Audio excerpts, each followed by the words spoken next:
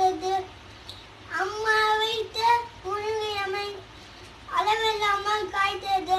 அண்ணன் வைத்த மாட்டையோ கிண்ணம் போல பழுகிறது. சின்னஞ்சிறுவ நானும் ஒரு செடியை நட்டு வளர்ப்பேன்.